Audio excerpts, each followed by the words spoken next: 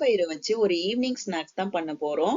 தட்டப்பயிறு வடை தாங்க செய்ய போறோம். வாங்க எப்படி செய்யலான்றத பார்க்கலாம்.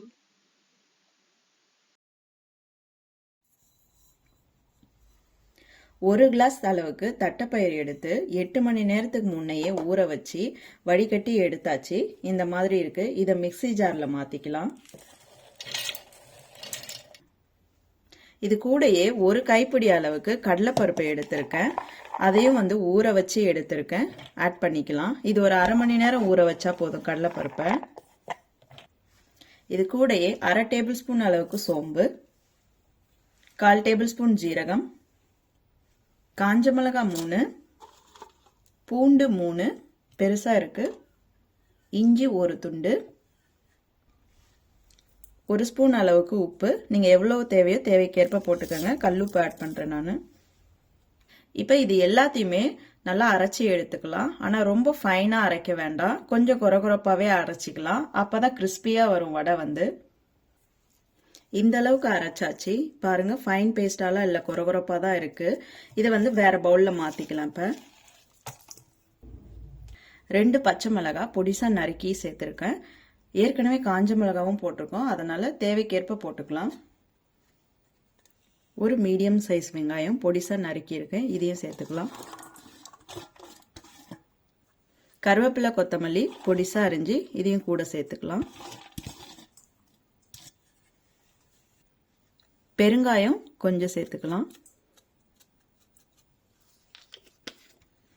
நல்லா பிசைஞ்சிக்கலாம். இப்ப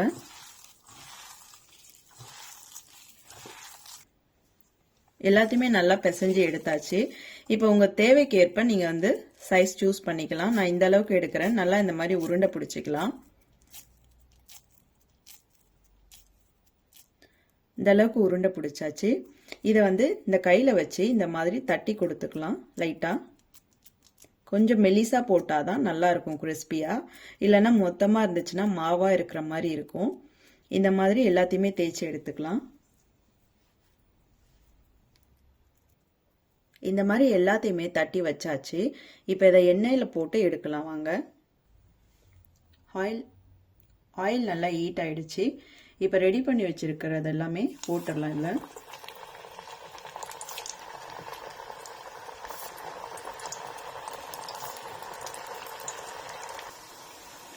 ஒரு 2 செகண்ட் ஆயிட்டு நல்லா திருப்பி விடுங்க எல்லாத்தையும். அப்பதான் 2 பக்கமும் நல்லா வேகும்.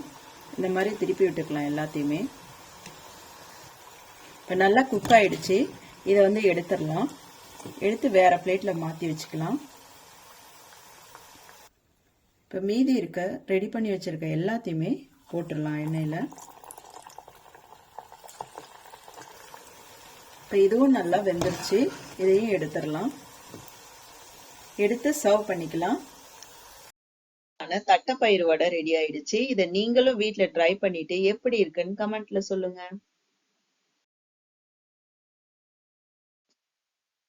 இந்த வீடியோ உங்களுக்கு பிடிச்சிருந்ததுன்னா எங்க சேனலை சப்ஸ்கிரைப் பண்ணுங்க, லைக் பண்ணுங்க, கமெண்ட் பண்ணுங்க, உங்க ஃப்ரெண்ட்ஸுக்கும் ஷேர் பண்ணுங்க.